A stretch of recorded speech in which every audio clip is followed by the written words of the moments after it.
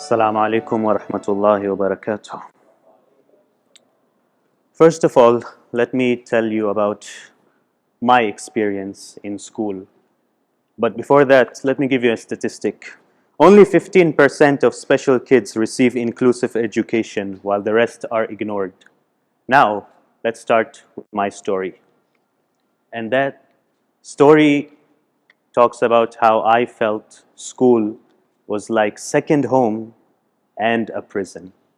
When I was a kid, I used to complain and cry every time a new academic year was about to commence. From pretending to be ill to avoid boarding the school bus, to crying in tears while wearing my uniform. In other words, I was a normal kid. When 2008 to 2014 came, it was the best academic years of my life because I found a school that enrolled me and took me like family. From teachers being like parental figures to students, including special needs students, as siblings because the educational system was fun. Our principal used to come to class and tell us that the exams are cancelled because the month of Ramadan is approaching. And then 30 minutes later used to come back with a huge smirk on our face and a large April Fool's paper.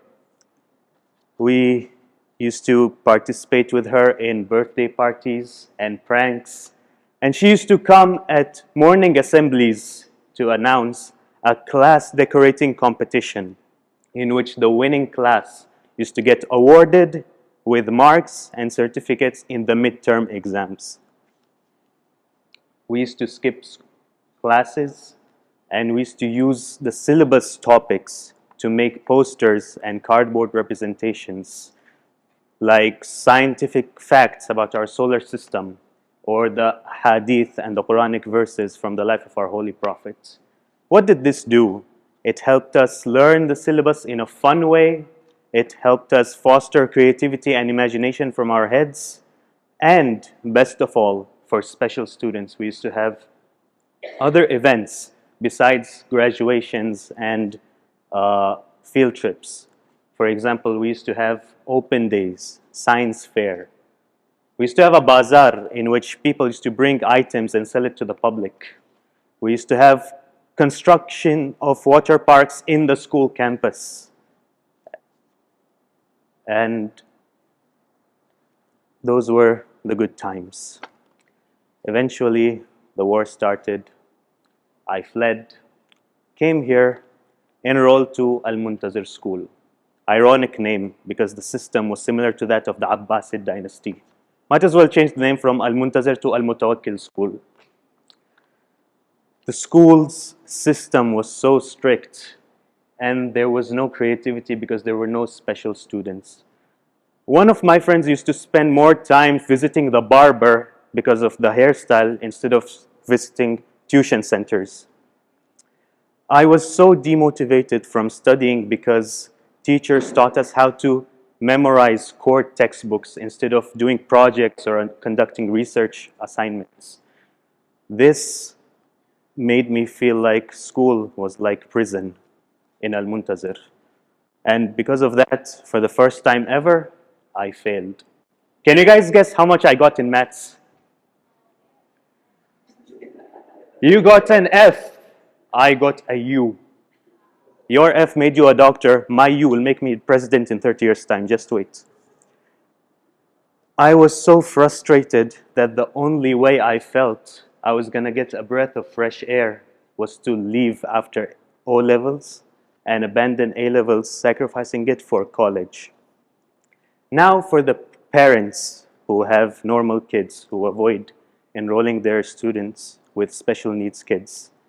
School life is like an art gallery. The teachers are the artists, the canvas is the classroom, and the option of colors is the school system.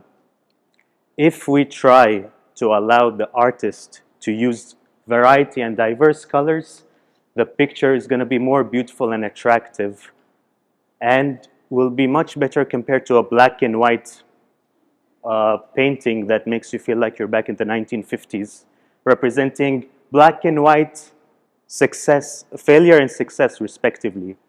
Let's allow students to feel like there is competition, there are assignments, there are group projects, there are other means to pass exams other than just to sit for an exam, because grades don't define them.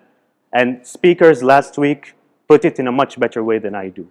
Let's make them feel like there is a household, a home outside their household that cares about them, and not an asylum only for competition.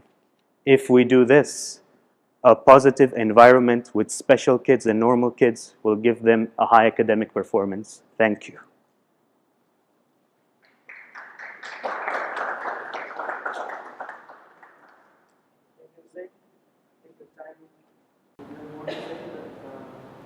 Is out of time, but we will now take questions. I'll come to this side of the table. Any questions, judges?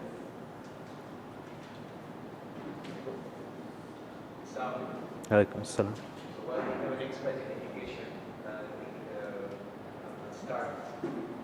See, your question, or rather your scenario was that you had to explain to parents, okay, and convince them on how an inclusive approach is the correct one.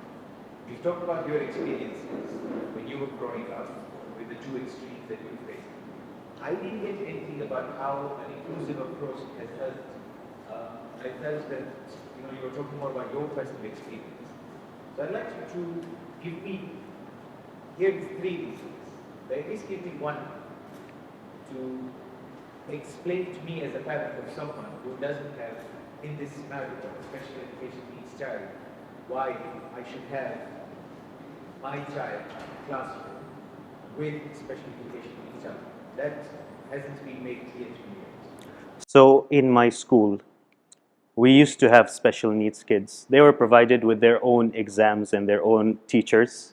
But when they were included with us regular kids, we did not just limit our educational performance based on just sitting in an exam and doing it, and whatever you get is the score that will take you to the next class. We had other ways to do things. We had class projects, which were in forms of groups and individuals, sometimes presenting them in the morning assembly in front of the whole school. We used to have events, we used to have morning assemblies in which these special kids were a part of it. When they did their work and we did our work, and we used to come together and we used to come up with a particular purpose or goal in which we can present something as a class, like class 8, including the special kids and the normal kids, we were able to foster creativity. We use their skills, some things that maybe us regular kids don't have. Maybe someone who has dyslexia does not know how to read and write. He was a great painter. I'm sure everybody watched that Bollywood movie, Tare Zameen Par, yeah?